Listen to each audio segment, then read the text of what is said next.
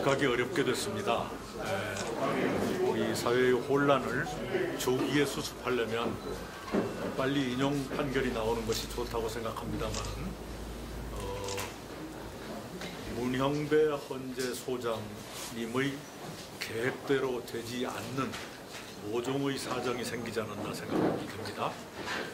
무슨 말씀이냐 그러면 그동안의 변론 과정에서는 지나치다 할 만큼 빨리빨리 진행을 했거든요. 그런데 변론이 끝난 뒤에 지금까지는 속도가 나지 않는 것 같아요. 그것은 원래는 이 결정까지, 판결까지 빨리 하려고 계획했으나 그렇게 안 되는 모종의 변화가 있는 것 같이 느껴집니다. 민주당의 지금 탄핵이 계속 기각되고 있는데요. 그 관련해서 한 말씀입니다. 예.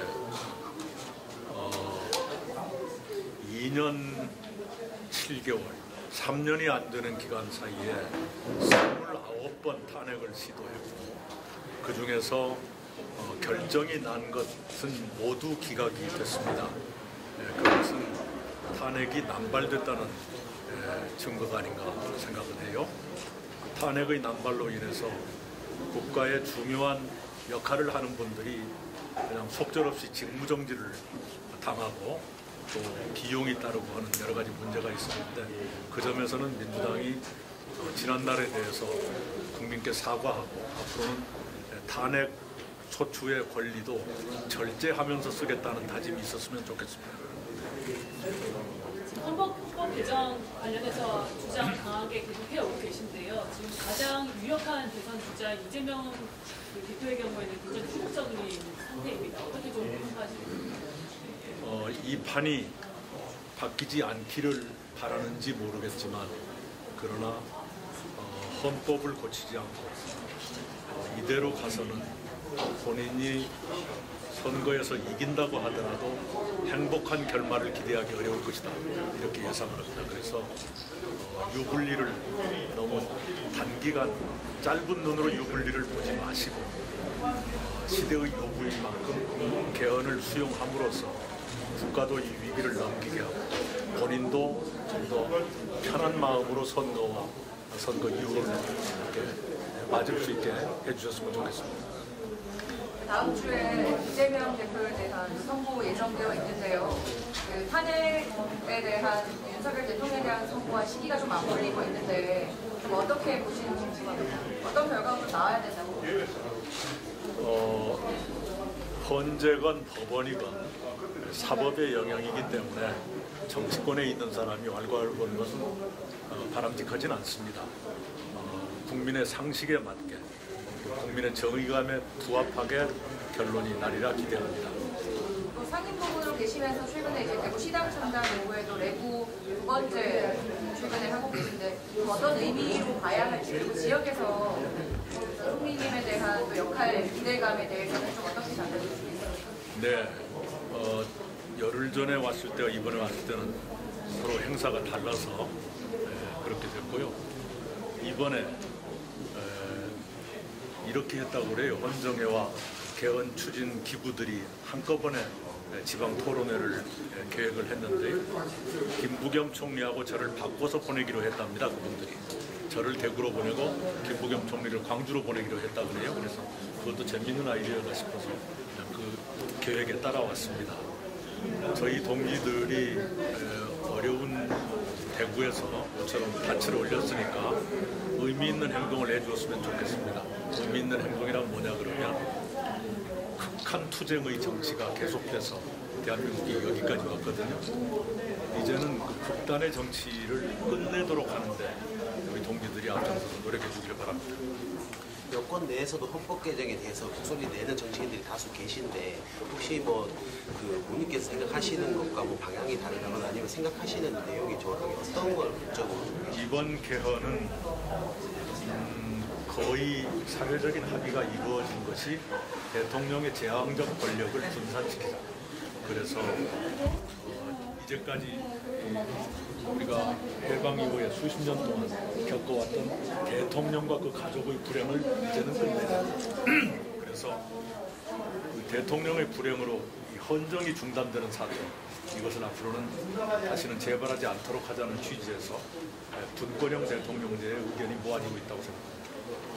조기 대선이 열리면은 총리님께서는 어떤 역할을 스스로 할 수 있다 하겠다 가고 있으십니까? 네, 지금 골똘히 생각하고 있습니다만 출마할지 말지를 포함해서 국가에 도움이 되는 방향으로 결심하겠습니다. 지난달 미국의 포브스라는 곳이 세계 여러 나라의 국력을 평가해서 발표했습니다.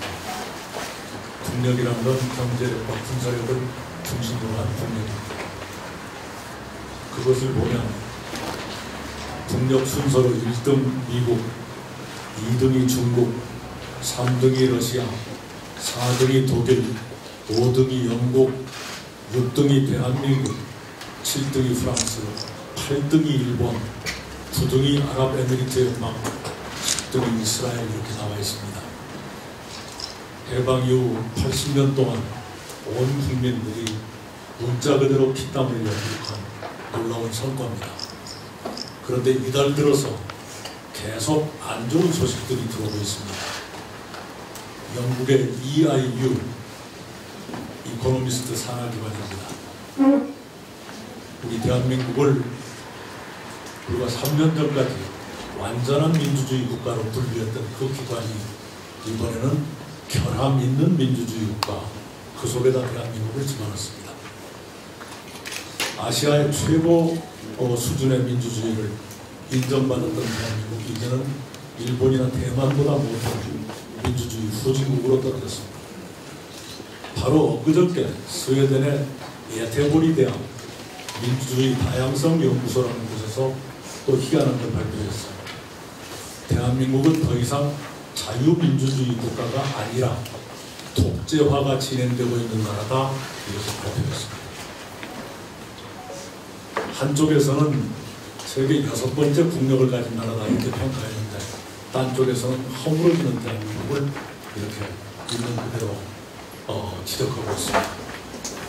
말하자면 정치가 그동안 우리 국민들이 80년 동안 일으켰던 소중한 탑을 정치가 허물어뜨리고 있는 오늘의 현실을 세계가 이렇게 파악하고 있다, 그 얘기가 되겠습니다. 12월 3일 비상계엄이 선포됐습니다. 여러분도 못 믿으셨겠지만 세계인들이 믿지를 못했습니다. 노벨 문학상이 나오던 그 나라가 어떻게 한밤중에 비상계엄이 선포되는 나라가 됐는가, 세계인들이 어리둥절했을 겁니다. BTS의 사랑의 노래가 넘쳐 흐르던 그 광화문에 주말마다 거의 전쟁하듯이 국민들이 반쪽으로 나뉘어서 싸우고 있습니다. 어쩌다 대한민국이 이 지경까지 됐는가? 그 근본 원인은 제왕적 대통령제와 투쟁밖에 모르는 양당에 의한 정치, 이 두 가지가 조합이 돼서 오늘의 이수종 기사님 악마의 조합이라고 하는데, 문자대로 악마의 조합이 이루어져서 대한민국이 지금 무너지고 있다, 이렇게 생각합니다. 대통령 선거를 하면 50대 49의 싸움이 된다고 흔히 말합니다. 실제로 3년 전 대통령 선거는 0.74% 차이로 당락이 결정됐습니다. 0.74%를 더 많이 얻은 쪽은 모든 권력을 다拿, 0.74%를 얻지 못한 쪽은 모든 것을 잃게 되는 이 구조입니다. 그러니 국민들이 마음으로 승복할 리가 없지 않습니까? 그렇기 때문에 선거 끝나자마자 바로 권력 투쟁에 들어간 것이 지금 대한민국의 현실입니다. 양당, 과거에는 여야가 만나서 술도 마시고 타협할 건 타협하고 그랬습니다.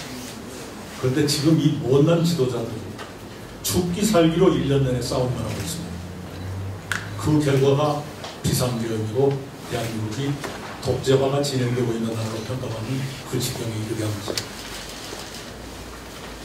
이 뿌리가 된 내전 같은 사회 분열의 배경이 되어 있는 제왕적 대통령제와 타협할 줄 모르는 양당들, 이것을 고치지 않고는 이 내전 같은 혼란은 앞으로 계속될 수밖에 없을 것이다, 저는 그렇게 봅니다.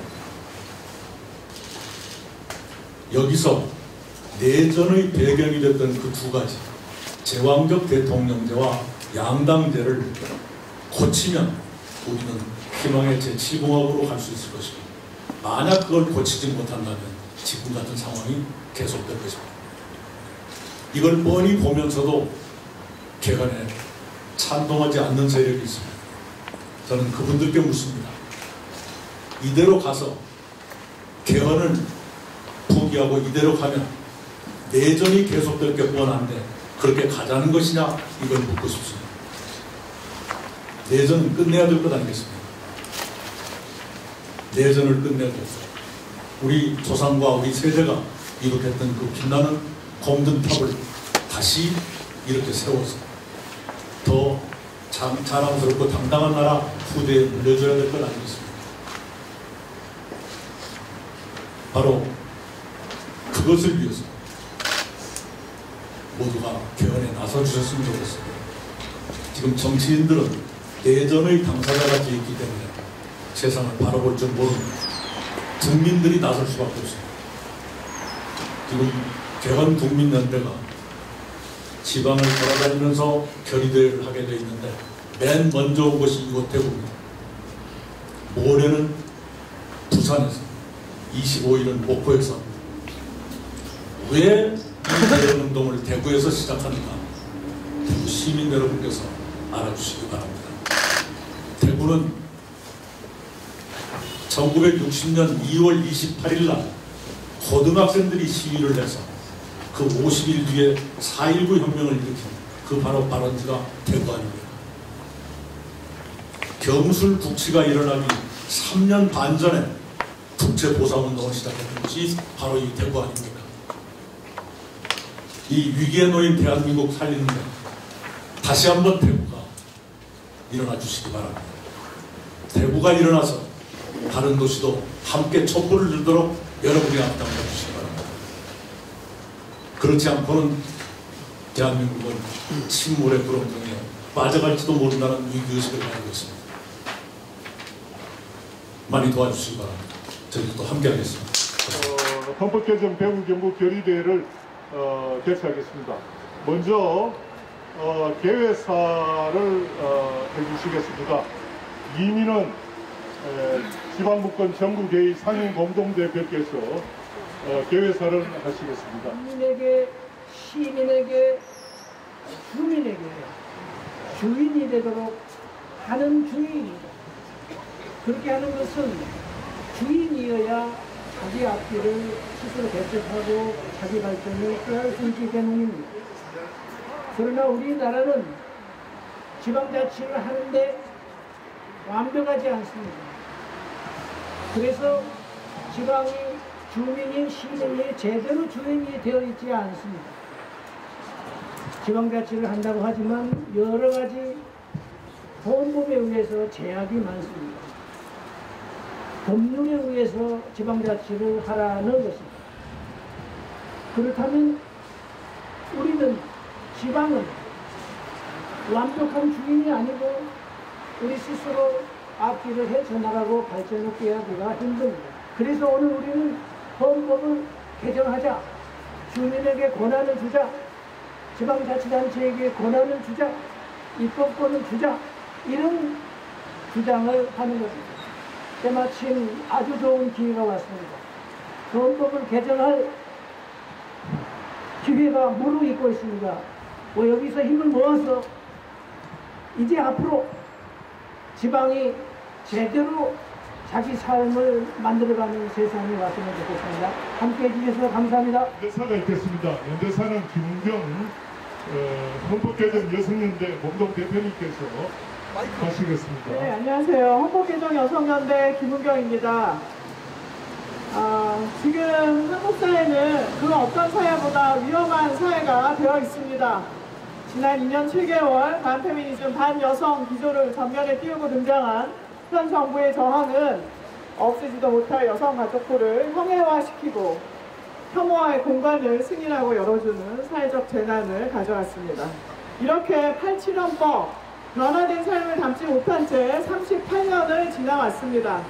그리고 다시 문흥과 반민주, 폭력적인 정치 상황을 접한 지금 보다 근본적인 문제로 개헌을 붙들고 있습니다. 우리 개헌하자고 외치고 있습니다. 어떤 개헌이어야 하는지, 무엇을 바꾸어야 하는지 논의 과정에서 답답한 심정도 있습니다. 첫 술에 베풀겠느냐? 차근차근 가자. 우선 권력 구조부터 바꾸고 보자. 네, 공감합니다. 그리고 동의합니다. 유신 체제에서 벗어나지 못한 채 막강한 권력이 담긴 87 헌법의 대통령 권한 분산되어야 합니다. 제왕적 대통령제를 집약되는 현행 헌법의 권력 구조가 성평등 정책의 진전을 가로막고 있음을, 또 다른 기후위기 여러 가지 변화 상황을 담고 있지 못하는 그런 상황이기 때문에 이런 현대 헌법을 바꿔야 하는데 공감하지 않을 사람은 없을 것입니다. 제왕적 대통령제로 집약되는 현행헌법 권력구조 반드시 바꿔야 하고, 다시는 민주적 절차와 공정한 선거를 통해 당선된 대통령이 헌정질서를 유린하고 민주주의를 파괴하는 일이 없도록 권력구조 개편해야 합니다. 우리는 현행 헌법보다 국민주권이 더 명확하고 더 강력하게 반영된 개정 헌법을 요구합니다. 지역대표형 상원 도입, 지방분권, 그리고 국민이 헌법 개정의 방향을 제시하는 국민 발안제 도입해야 합니다. 10차 헌법 개정, 남녀노소 모두 함께하는 명실상부 국민 참여 개헌이 되어야 할 것입니다. 그럴 때 비로소 국민의 의지를 반영한 새로운 사회계약으로서의 헌법 개정이 가능할 것입니다. 네, 이상입니다. 바로 이어서 대국민 결의문 낭독을 하도록 하겠습니다. 낭독은 오병현 대구 YMCA 국장님, 최민호 지방분권운동 대구경북본부의 위원장님 두 분이 하시겠습니다. 본국민 헌법 개정 결의문. 우리는 오늘 민주주의의 참된 가치를 지키고 대한민국의 밝은 미래를 위한 역사적 결단을 내리고자 이 자리에 모였다. 지금의 헌법은 1987년 대통령 직선제와 민주화에 대한 열망으로 탄생했다. 87세대 헌법은 우리 사회의 민주화 운동이 권위주의 시대를 청산하고 이뤄낸 빛낸 성과다.